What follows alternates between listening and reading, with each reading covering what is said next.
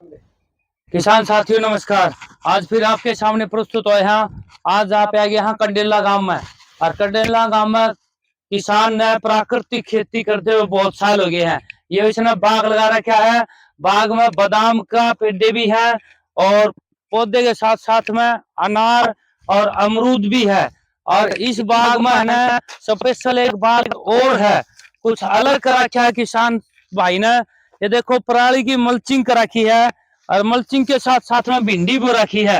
ये देखो किसान साथियों, भिंडी भी बो रखी है और घिया की बेल भी बो रखी है, मिक्स है। तो किसान सब मिलवाएंगे आपने। कंडेला गांव में बहुत ही प्रसिद्ध किसान है, प्राकृतिक खेती बहुत साल हो गए करते हैं। और बीच में ये देख ले रूटावेटर मारा क्या है। ये देखो घास भी खड़ा है साथ में। न सोचो भाई प्राकृतिक खेती को नहीं करता हो, स्पेशल प्राकृतिक खेती करा बहुत साल है। और भाई साहब मिक्स बाग लगा रखा है, एक क्या का है एक क्या का है। और ये देखो भाई, यो स्पेशल नींबू का है। ये नींबू का है, इसके बारे में पूछेंगे ये कौन सा नींबू लगा रखा है, फल अच्छा ठहरा है। और भाई कई ऐसे नींबू के भी पेड़ आवे हैं, फल ठान कौन पांदे। और निश्चित है निमोटिड की बीमारी आज है। नींबू का पेड़ मरे जे बड़ा हो या तैयार करे कराया नुकानू पेड़ा खत्म हो जे है। नींबू का 2-3 साल लगातार फल लेने का फल आवे कोनी, इसे सी मुसीबत आ जाए किसान के ऊपर। परंतु इस किसान ने प्राकृतिक खेती में बहुत ही ज्यादा सफलता मिल रही है। इसका बातचीत करवाएंगे और बातचीत में पूछांगे भाई यह जो प्राकृतिक खेती शुरू करी है तो भाई कौन आपका गुरु कौन सा है, भाई शिक्षा किन्ने तो प्राप्त करी है। भाई से बातचीत करवाएंगे। गांव भी बांध रखा है, 2-4 देशी गांव है, कौन सी नस्ल की है वो चीज भी दिखावांगे। और यहाँ हल्दी देख लो किसान भाई ने, हल्दी भी तैयार कर रखी है, हल्दी सुखा रखी है, प्योर शुद्ध प्राकृतिक खेती करते ना बहुत साल हो गए हैं। बातचीत करवावांगे किसान भाई का। भाई राम राम। राम राम भाई। क्या नाम है जी आपका? भाई जी मेरा नाम सुनील कंडेला जीन से।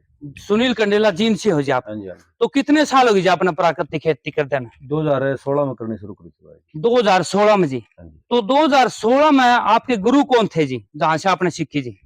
गुरु हमारे जो इस प्राकृतिक खेती की अजैविक खेती के हैं, भारत भूषण त्यागी जी के संपर्क में हम लोग आए। अच्छा जी। उसके बाद में हमें MIT जींद के अंदर जो प्राकृतिक खेती का सेमिनार लगता है, ट्रेनिंग देते हैं, यहाँ सीखा। अच्छा जी। और करनाल भी हम गए उचानी के अंदर। और भिन्न भिन्न जो खेती करने वाले किसान थे उनके फार्मों पे हम गए। अच्छा जी। तो वहां से हमें धीरे धीरे कुछ कुछ सीखने को मिला। ये सब। तो फिर आपने प्राकृतिक खेती शुरू करी तो ऐसी ऐसी अड़चन आई होगी, पौधा तैयार करया खत्म हो गया हुआ तो आप विचलित को नहीं हुआ मन, या तो किसी प्राकृतिक खेती छोड़ किसी ने? हमने कभी भी दीमक की दवाई नहीं डाली इसके अंदर। अच्छा जी। हमने सीधा नॉर्मल गड्ढा खोदा और गोबर का खाद जो सड़ा था देसी खाद डाला और उसके द्वारा हमने खेती शुरू करी थी। अच्छा जी। शुरू में हमने इसमें नींबू के पौधे लगाए थे, आप देख सकते हैं। और उसके बाद में हमने नीचे इसके अंदर लहसुन लगाया था। उसके साथ में मल्टी क्रॉप के रूप में आप देखो बीच में आपको अमरूद के पौधे मिलेंगे। और नीचे ये लग रहा है आपकी पट्टी, इस पे देख सकते हैं अमरूद हिसार सफेदा है। ये जो हिसार सफेदा है या पूरी लाइन हिसार सफेदा की है या? हाँ जी, अमरूद की जी पूरी लाइन? ये हिसार सफेदा की सारी लाइन। अच्छा जी हाँ। तो आपने हिसार सफेदा ही क्यों लगा जी, मतलब इसका कोई बेनिफिट है? नहीं, हमने उस साइड थाई 1 kg के अमरूद लगा रखे हैं, यानी कि 1 किलो का अमरूद होता है थाई का। अच्छा जी। और थाई 1 पीक पे अमरूद हमने लगा रखा है। ये सारा हमारा ऑर्गेनिक अमरूद है। अच्छा जी। और सारा हम बाहर इसको बेचते हैं, खाने में बड़ा स्वादिष्ट है। अच्छा जी। और इसके साथ साथ में एक जैव विविधता को बढ़ाने के लिए हमने यहाँ पे आप देख सकते हो मधुमक्खी के बॉक्स भी हमने रख रखे हैं। मधुमक्खी के बॉक्स है? अच्छा जी। ये और जो मधुमक्खी के बॉक्स है आपने, मतलब इसका बेनिफिट क्या होगा जी? मधुमक्खी के बॉक्स का इसका किसान को 2 बेनिफिट होते हैं। अच्छा जी। एक तो जो मधुमक्खियां होती है वो जो फूल पे जाएंगी, अमरूद का नींबू का फूल है, उस पे जाएंगे तो उसको पोलिनेशन का काम करती हैं। अच्छा पोलिनेशन जी। का काम, उससे हमारे फूल है ना गंदे नहीं होंगे, उससे फ्रूट बनेगा, ज्यादा फ्रूट आएगा यानी कि। दूसरा हमारे को यहाँ शहद मिलता है। और अच्छा जी। शहद को हम प्रोसेस करके हम बाजार में इसको शहद को, शुद्ध शहद को हम, हमारा FPO है जींद ऑर्गेनिक प्रोड्यूसर कंपनी के नाम से। और इसके माध्यम से हम अपने सेल करते हैं, किसान की आमदनी बढ़ती है इससे। अच्छा जी। जहाँ हमारे फ्रूट की क्वालिटी बढ़िया बनी, हमारा ये एक्स्ट्रा चीज हमारे को मिलेगी। अच्छा जी। हाँ जी। तो फिर इसमें जो आपने जो बादाम के पौधे लगा रखे मैं देख के आया हूँ, तो ये जो बादाम के पौधे हैं ये तो अपना हरियाणा है, कौन सी कहाँ से लाए जी आप बीज है और कैसे तैयार करे जी ये आपने? इसका पौधा ले आए थे हम। पौधे मिलते हैं आजकल, नर्सरी में पौधे मिलते हैं वैसे। अच्छा जी। हम हिमाचल से लाए थे इनको। मेरे पास 100 पौधे, उधर आप देखेंगे तो उधर सेब के पौधे भी हैं। उस साइड लास्ट में सेब के पौधे हैं मेरे पास, 100 पौधे सेब के हैं। 100 पौधे सेब के हैं जी। और अब की बार अच्छी सेब भी लगी हुई थी, लग भी रही है अभी आप देखेंगे तो, क्योंकि आंधी आ गई थी पिछले दिन। आंधी में हमारे आम है, आम का पौधा देखिए उधर। अच्छा जी। हाँ। आंधियां लग रही है, इसमें आंधी भी झड़ गई थी और सेब के जो फ्रूट लगा हुआ था वो झड़ गया कुछ, लेकिन अभी भी कुछ मिलेगा आपको उधर देखेंगे तो। अच्छा जी। तो हम ये हिमाचल से लेकर के आए थे। मेरा कहने का अभिप्राय ये है कि हमने इस खेत में मॉडल फार्म है हमारा एक प्रकार से। इसमें गोबर गैस प्लांट है, इसमें गाय है, गाय का मूत्र हमारा अलग से स्टोर हो जाता है। ये टैंक है 160 लीटर का, इधर देखेंगे तो 60 लीटर का 160 लीटर का टैंक है गौमूत्र इकट्ठा करने के लिए। अच्छा जी। ये रहा नीचे। ये रहा जी नीचे जमीन में जी। अच्छा जी। तो यो मतलब सारी गाय कौन कौन सी जी आपके पास में ये? मेरे पास ये एक तो साहिवाल गाय है, कोई गिर गाय है। अच्छा जी।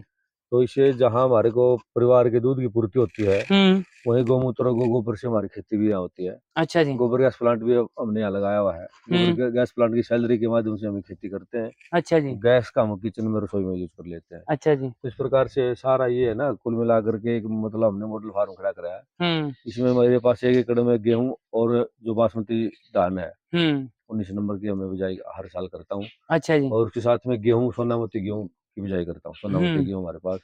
और बीच में जो ये 1.5-2 महीने का जो बीच में समय बच जाता है, आप देखें उधर मूंग की खेती कर रखी है हमने। अच्छा जो मूंग फिर निकाल लोगे जी आप? मूंग निकाल लेंगे, मूंग की दाल बन जाएगी, बाकी उसका खाद बन जाएगा, बायोमास मिल जाएगा मिट्टी को। अच्छा जी। उसके बराबर में मेरे पास 1 एकड़ की जमीन है, उसमें हमने 19 नंबर का गन्ना लगा रखा है। आप अगर इधर से जाएंगे तो मेन रोड पे कंडेला गांव में वहाँ जूस की एक ऐसी हमने जीप बना रखी है, मारुति गाड़ी में सारा सेटअप कर रखा है उसका भी। अच्छा जी। वो भी इको फ्रेंडली टाइप है, वो सोलर से चलती है सारी वो चीजें। अच्छा जी। और उसमें गन्ने की कुल्फी, गन्ने का जूस हम लोगों को देते हैं। उसके साथ साथ में जो हमारे खेत में प्रोडक्ट बनते हैं, प्रोडक्ट का मतलब जैसे मेरे खेत में नींबू की पैदावार होती है, हम नींबू से अचार डालते हैं। जो नींबू की वैरायटी कौन सी है जी आपके पास? कुम्भकाट है जी। ये कुम्भकाट मतलब अपने इसकी जगह दूसरी भी लगा सकते हैं, मतलब जो देसी? नहीं, देसी भी लगा सकते हैं, लेकिन इसमें अच्छा फ्रूट आता है। अच्छा जी।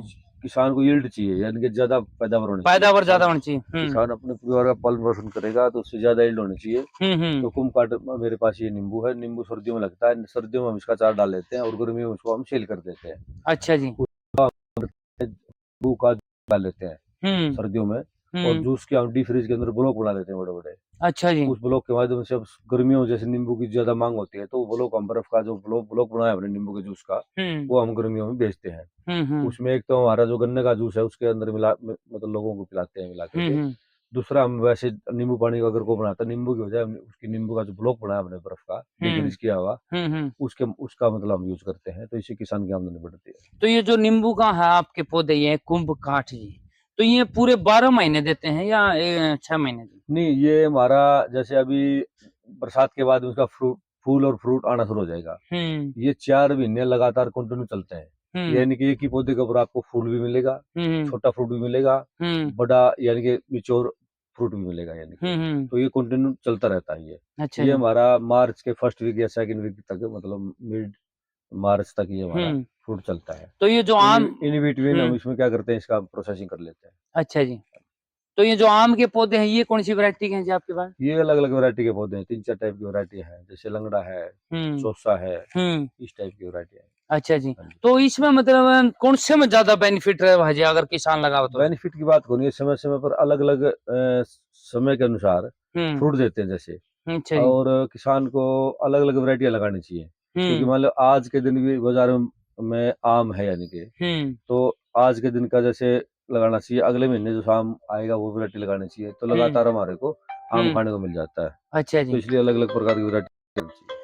अच्छा जी। तो एक बताओ, ये किसान का अपना कंडेला गांव है, कंडेला गांव में स्पेशल बाग लगा रखा है, वो भी मिक्स बाग लगा रखा है। तो इसके अलावा और कौन कौन से पौधे हैं जी आपके पास जी बाग में जी? मैं करता हूँ 1 मिनट में, फोन को वीडियो बनानी आ रही है, थोड़ी देर में करो। तो इसके साथ में हमारे पास मुख्य रूप से अगर आप देखेंगे तो ये नींबू का और अमरूद का ही बाग है। अमरूद में मेरे पास 3 टाइप की वैरायटियां हैं। इसमें मुख्य रूप से थाईवान केजी, ताइवान पिंक और हिसार सफेदा। अच्छा जी। और मेरे पास नींबू के 400 कुछ पौधे हैं, उसमें हमारा ये थाई सॉरी इसमें हमारा नींबू की वैरायटी की बात करें तो इसमें कुमकाट है। और गन्ना मेरे पास है 19 नंबर। अच्छा जी। ये जो जूस के लिए होता है। और बासमती धान है 19 नंबर और गेहूं है सोना मोती। उसके साथ साथ मूंग है, देसी मूंग है।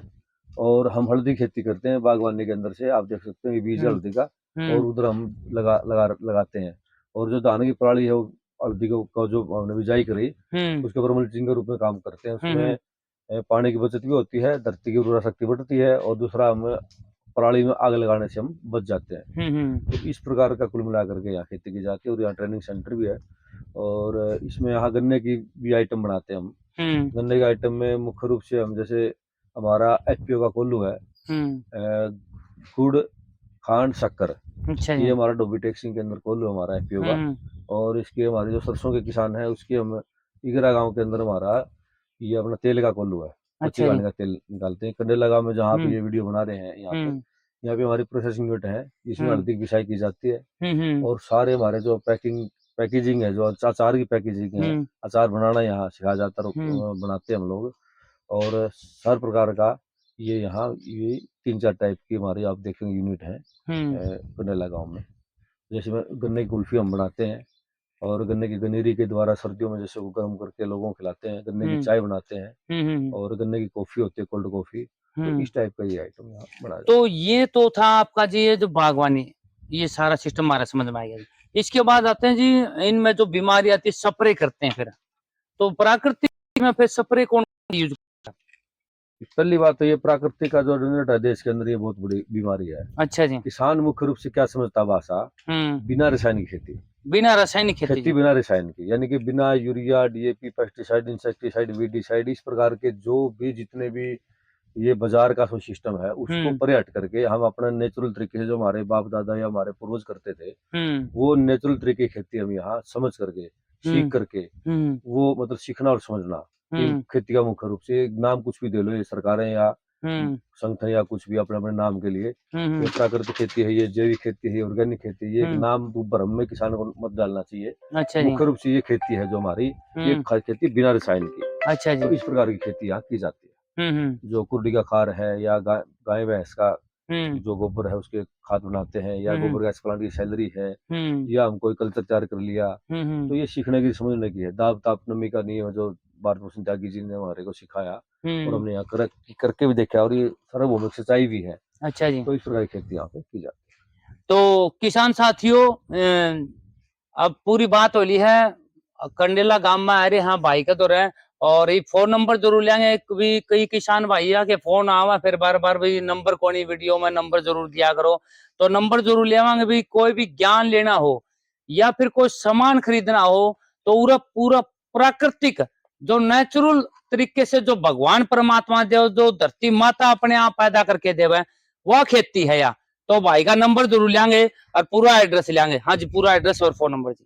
सभी किसान साथियों को मैं निवेदन करना चाहूंगा कि प्राकृतिक खेती या नेचुरल फार्मिंग या जैविक खेती, इसमें अगर आप कदम रखें तो धीरे धीरे रखें, यानी कि 1 एकड़ से आधे एकड़ से शुरू करें अपने घर के लिए, और फिर आपको समझ भी आ जाएगी, सीख भी आ जाएगी। उसके बाद में आप अगला अपनी भूमि को बढ़ाएं, नेचुरल फार्मिंग की तरफ आप अपनी भूमि की बंजर होने से बचा सकते हैं। और साथियों, मैं किसानों के लिए, किसान जो भी मेरे से सलाह लेना चाहता है, और मेरा इसमें मैं नंबर भाइयों को बताता हूँ।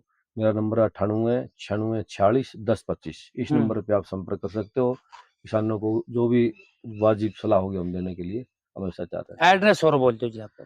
साथियों, मेरा एड्रेस है, मेरा नाम सुनील कंडेला, और जींद के पास में ये गांव है, कंडेला गांव है, और यहाँ का मैं रहने वाला हूँ।